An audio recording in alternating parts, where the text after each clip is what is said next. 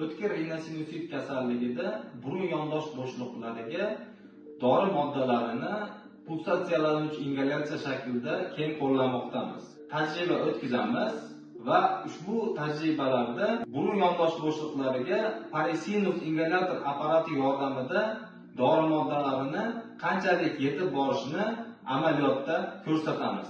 Parisinus ingalyator apparatida dori moddalarini pulsatsiya shaklida burun yondosh bo'shliqlarigacha qanday yetib borishini amaliyotda isbotlash maqsadida burun yondosh bo'shliqlarini bir qancha modellarini shishadan yasadik. Ushbu modellarda hozir tajriba o'tkazib, dori moddalarini burun yondosh bo'shliqlarigacha qanchalik yetib borishini amaliyotda ko'rsatamiz. Ushbu qismi burun dahlizi qismi va undan keyin mana burun bo'shlig'i va burun halqum qismi. Bundan tashqari burun yondosh bo'shliqlari, ya'ni peshona bo'shlig'i, g'alvirsimon suyak katakchalari bo'shliqlari, asosiy suyak bo'shlig'i hamda mana ko'rishimiz mumkin yuqorigacha suyak bo'shliqlaridan tashkil topgan. Burun halqum tomonni yopib ochib turamiz.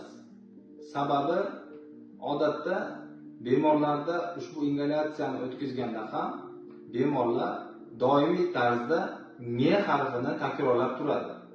Buni asosiy maqsadi "ne" harfini takrorlaganda tanglay chodiri ko'tariladi hamda dori moddalarini burun yondosh bo'shliqlarigacha yetib borishini samaradorligi oshadi. Burun yondosh bo'shliqlari tabiiy teshiklarini normal holatdagi ko'rinishida qanchalik burun yondosh bo'shliqlarigacha dori moddalarini yetib borishini hozir amaliyotda ko'ramiz. Bunda mana ko'rishingiz mumkin. Peshona bo'shlig'i, g'alvirsimon suyak katakchalari, asosiy suyak bo'shlig'i va yuqori jab bo'shlig'iga ham dori moddasi yetib bormoqda. Mana hozir burun yondosh bo'shliqlari qisman yopiq holatda yasalgan modelimizda tajribani o'tkazamiz.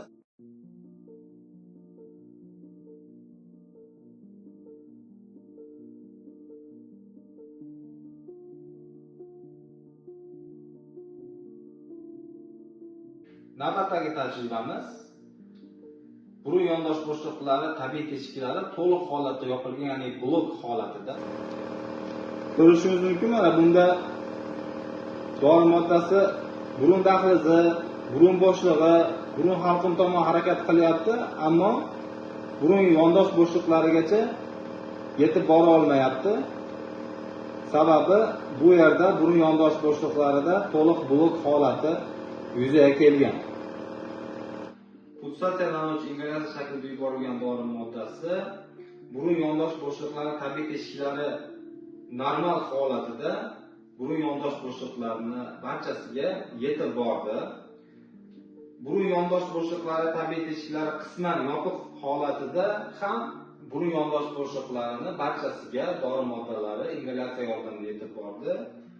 Va uchinchi modelimiz burun yondosh bo'shliqlari tabiiy teshiklari to'liq yopiq, ya'ni to'liq blok shakldagi modelimizda ingalyatsiya yordamida dori moddasi burun dahlizi, burun bo'shlig'i, burun halqum orqali harakat qildi va burun yondosh bo'shliqlariga yetib bormadi.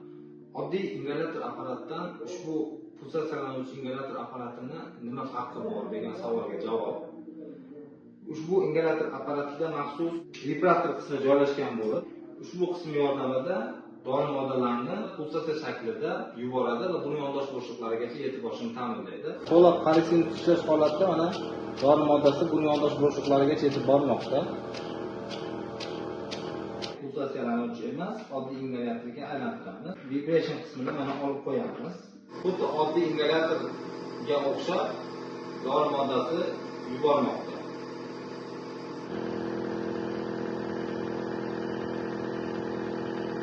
Dori moddasi faqat burun dahlizi, burun bo'shlig'i va burun halqum tomon harakat qilmoqda, lekin burun yondosh bo'shliqlariga yetib bormayapti.